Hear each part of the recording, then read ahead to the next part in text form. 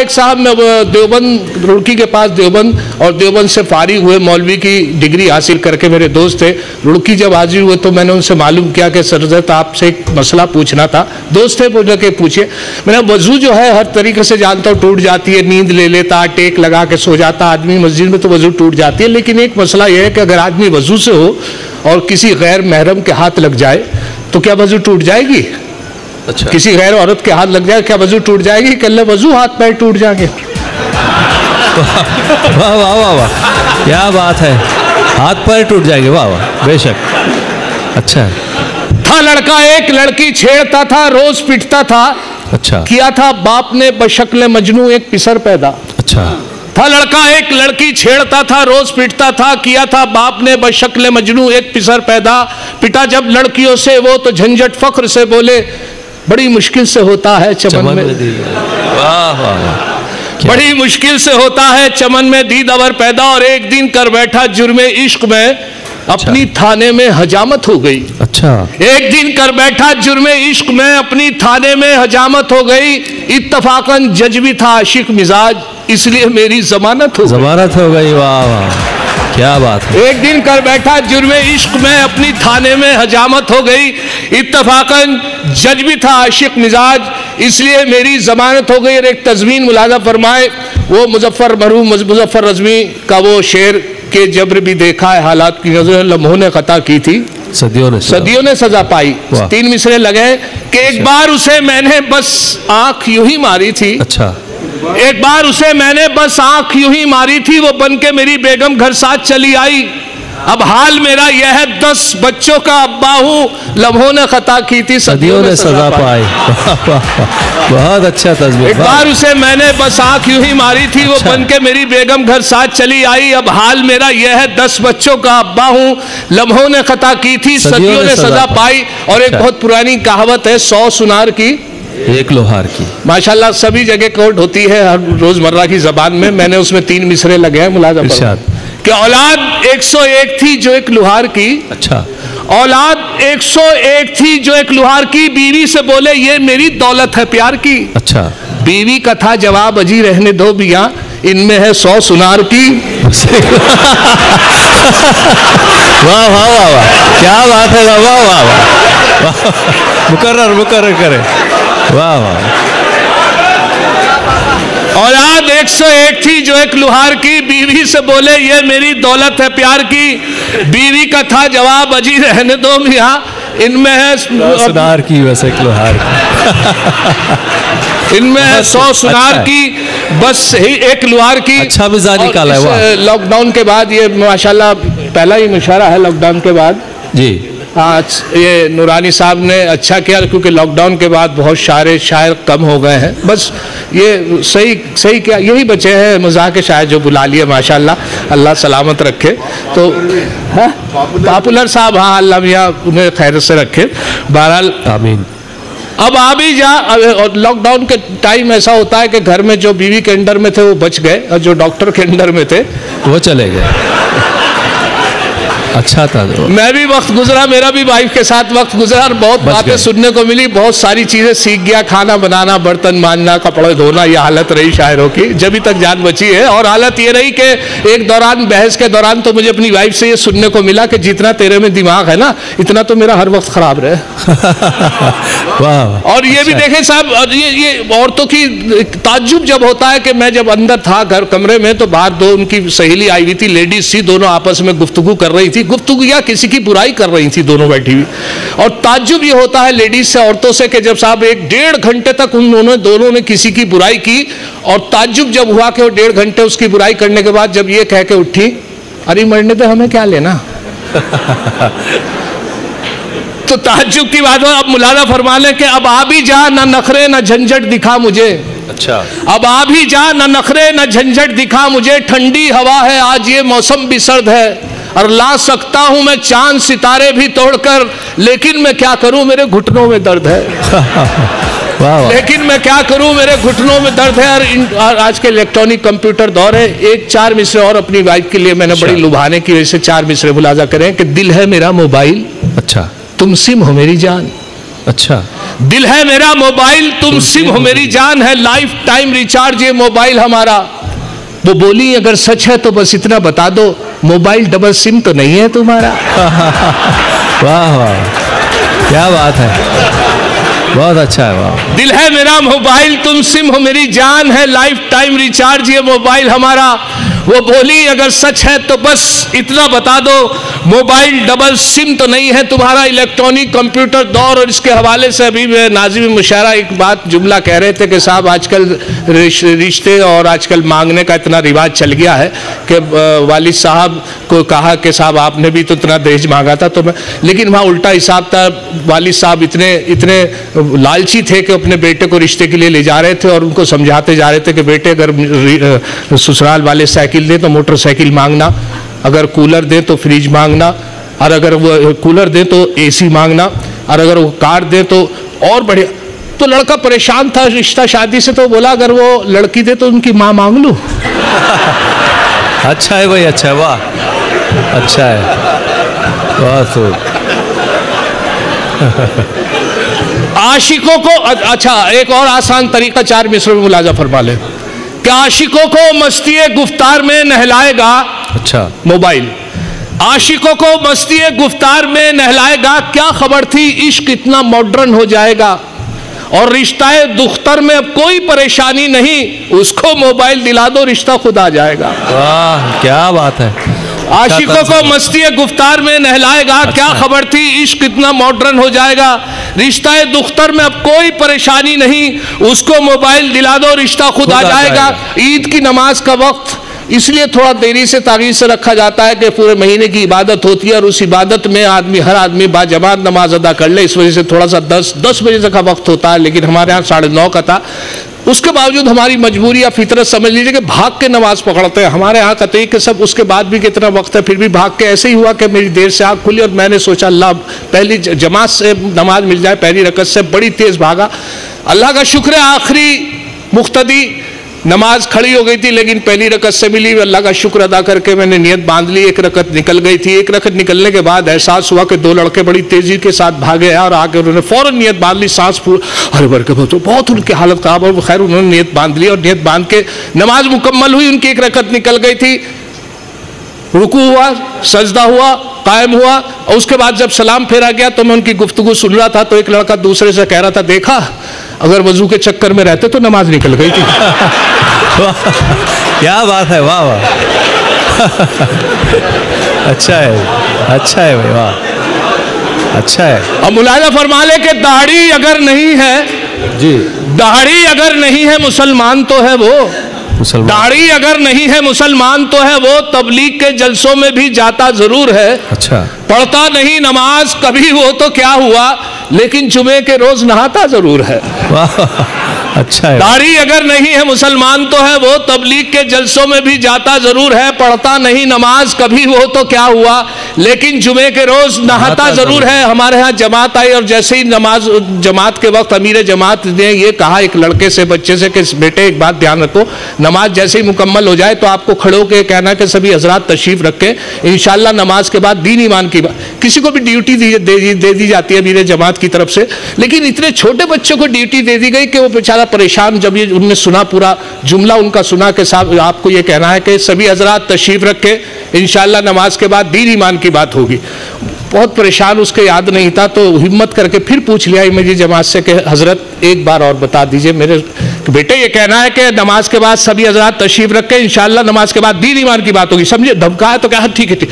खैर साहब वो याद करता रहा, नमाज भी पढ़ी या नहीं उसी में याद करता रहा, रुकू सजदे में यही बात याद करता रहा।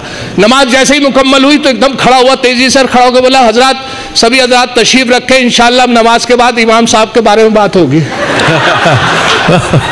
अच्छा है भाई, वाह, अच्छा है।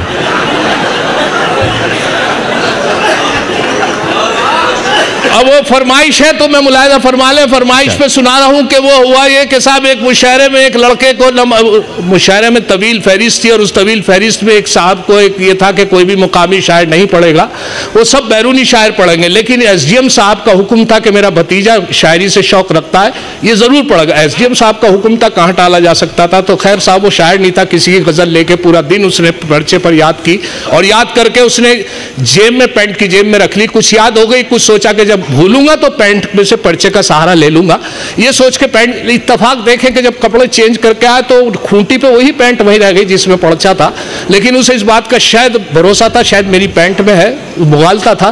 खैर वो आया और आके जैसे ही नाज़िम मुशायरे ने नाम अनाउंस किया तो नाम अनाउंस हुआ तो पहला ही उसने मिसरा उठाया, दूसरा मिसरा भूल गया मतलेगा। अब मिसरा भूल गया तो कैफियत क्या थी, मैं भी उस मुशायरे में था, अब भी मजा लीजिए, मुझे अच्छा लगा तो आप तक पहुंचा रहा हूं। कहा आते ही उसने पहला मिसरा उठाया कि जली शम्मा हुआ परवानों का खून, वाह, जली शम्मा हुआ परवानों का खून, जली शम्मा हुआ परवानों का खून, जली शम्मा हुआ परवानों का खून, जली शम्मा हुआ परवानों का खून, इन्ना लिल्लाहि व इन्ना इलैहि राजिऊन। वाह वाह वाह, क्या बात है, वाह वाह, बहुत खूब, बहुत खूब, अच्छा है भाई, वाह, क्या कहने।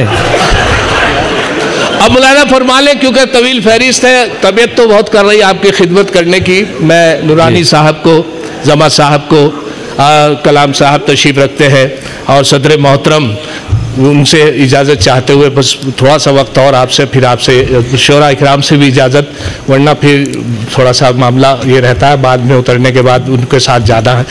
अब मुलाहिज़ा फरमा लें वो ये कि साहब लॉकडाउन के अंदर हालत ये रही कि मुझे परचून की दुकान खोलनी, बिल्कुल हकीकत जो बताऊंगा बिल्कुल सही प्रैक्टिकल बात बताऊंगा, किसी की नहीं है, सिर्फ मेरी है कि वो साहब मुझे परचून की प्रोविज़न स्टोर खोलना पड़ गया और उसमें ये हुआ कि जो मेहमान आ गया वो फंस के रह गया।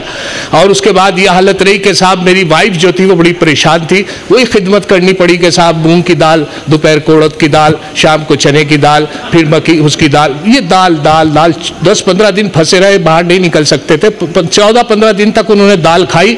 और हुआ ये कि साहब मैं कलिया शरीफ से हाजिर हुआ हूँ, तो कलिया शरीफ में 12 रबी अव्वल का मेला बढ़ता है साबिर पिया का। हमें मालूम नहीं था मेला आने वाला था, तो चांद की तारीख का सही तरीके से मालूम नहीं था। मैं, बड़े भाई, चचा सब बैठे बात कर रहे थे कि तारीख क्या है चांद की।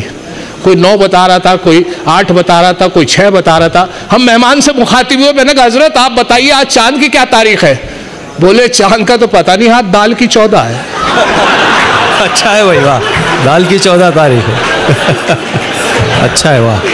हमें एहसास दिलाया, उन्होंने एहसास जब दिलाया तो हमने साहब, मैंने हजरत माफ़ी चाहेंगे आपसे, मैंने, मेरी वाइफ ने मुझे मशवरा दिया कि अंडा तो आसानी से मिल जाता, अंडा करी तो बन सकती है। मैं भागा साहब, अंडा लेके आया, उनको बेहतरीन अंडा करी मेरी वाइफ ने बना के उनके सामने पेश की। मेरी किस्मत, बदकिस्मती ये है कि साहब अंडा करी पेश होने के बाद भी उनकी मैंने देखी हालत, चेहरे के तासुरात और उनके माथे की शिकन के साहब उन्हें या तो एलर्जी थी अंडा करी से या डॉक्टर ने मना कर रखा था। उसके बाद भी मुझे एहसास हुआ कि इनके फिर भी नहीं हम मेहमान नवाजी कर पाए। यहाँ से 4 मिसरे हुए थे, आप मुलाहिज़ा फरमाएं कि अंडा करी को देखकर मेहमान ने ये कहा, अंडा करी को देखकर मेहमान ने ये कहा, माँ बाप से भी इनकी करा देते मुलाकात। अच्छा, अच्छा है भाई, वाह वाह वाह। अंडा करी को देखकर मेहमान ने ये कहा, माँ बाप से भी इनकी करा देते मुलाकात। झंझट ये बोले इनके तो माँ बाप नहीं है, फिलहाल इन यतीम के ही सर पे रख दो हाथ। वाह वाह वाह, बहुत खूब, बहुत अच्छे, वाह वाह। ये मुशायरा जो आज का जिंदा दिलान का मज़ाहिया मुशायरा है, ZK TV पर आप इसको बाकायदा शुरू से सुन सकते हैं और महसूस हो सकते हैं। जो लोग रह गए हैं उनके लिए ख़ास तौर से ZK TV पर आप इसको सुन सकते हैं।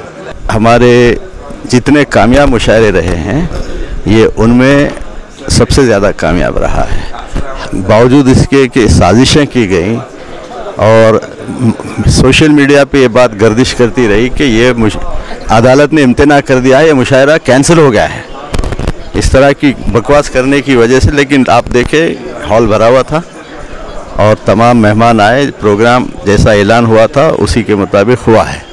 भाई तमाम सामाइन से मैं ये कहना चाहता हूँ कि इस कामयाब मुशायरे को आप घर बैठे ZK TV पर आप देख सकते हैं, ज़रूर देखिए और जितनी बार चाहे देख सकते हैं। जिंदा दिलाने हैदराबाद की सालाना कॉन्फ्रेंस का ये इजलास सुबम कुल हिंद मज़ाहिया मुशायरा बेहद कामयाब रहा, गैर मामूली कामयाब रहा। बावजूद इसके कि चंद अशरार इस मुशायरे को रोकने के लिए व्हाट्सएप वगैरह पर ये बात आज सारा दिन पहुंचाते रहे कि मुशायरा इस कैंसिल, और इसके अलावा जो देरी हमको इस इंजंक्शन ऑर्डर जो इन शरपसंदों ने लिया था उसको वैकेट कराने के लिए हम काफ़ी जिद्दोजहद करते रहे। बहुत कम वक्त हमारे पास था कि हम मीडिया वगैरह न्यूज़पेपर्स वगैरह से रुजू होकर इस मुशायरे के होने की इत्तला देते। बहरहाल इन तमाम कमज़ोरियों के बावजूद मुशायरा बेहद कामयाब रहा। इसका सेहरा यकीनन सिर्फ़ और सिर्फ ज़िंदा दिलाने हैदराबाद यानी अहलियान हैदराबाद के सर जाता है, जो इन तमाम रुकावटों के बावजूद कसीर तादाद में शरीक होकर उन्होंने इन फाशिस्ट ताकतों को डट कर जवाब दिया है कि इंतशार या इस किस्म की रखना अंदाज़ी अदब में कभी बर्दाश्त नहीं की जा सकती। इस मुशायरे को आप ZK TV पर देख सकते हैं, जब आप चाहें तो ZK TV पर रुजू होइए और इस मुशायरे को और हमारी अदबी इजलास की दीगर कार्रवाई को देखिए, मुस्तफ़ीद होइए। मैं नाज़रीन को ये बात बताऊं कि दुनिया में बहुत कम ऐसे इदारे हैं जो खालिस तंज़ुम-ए-ज़ा के लिए काम करते हैं। तंज़ुम-ए-ज़ा ज़िंदगी के लिए एक लवाज़िमा है और इससे ज़ाहिर है कि सेहत भी कायम रहती है। लेकिन हिंदुस्तान में वाहिद इदारा है ज़िंदा दिलाने हैदराबाद, जिसने न सिर्फ ये कि कौमी सतह पर तकारीब मुनक़िद की हैं, बल्कि हमने एक बार वर्ल्ड ह्यूमर कॉन्फ्रेंस भी की थी। और वो जो कॉन्फ्रेंस थी उसमें एक साथ 14 इंडियन लैंग्वेजेस के इजलास मुनक़िद हुए थे मिज़ाहिया मज़ामीन के। और ऐसे कई कारनामे हैं जो इदारा अंजाम दे चुका है और इसकी उम्र 60 साल के करीब हो चुकी, और आज भी वही जोश और वलवला बाकी है। इस इदारे के नाम से लोग ऐसे जौक़ आ जाते हैं सुनने के लिए, चाहे वो नसर हो या शेर हो।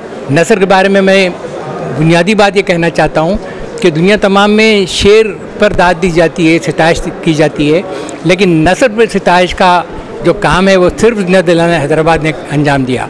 आज भी मददी अदबी इजलास जो मुनक़िद हुआ है, दरअसल ये मिज़ाहिया नसर का इजलास था। तो इस तरह की नसर पर लोग वाह वाह करें, इसकी मिसालें आपको दुनिया में कहीं नहीं मिलती, किसी ज़बान में भी नहीं मिलती।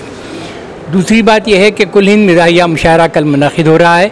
पहले तिला और फिगार थे, हिलाल सेवारवी थे और कैसे कैसे बड़े शौरा थे।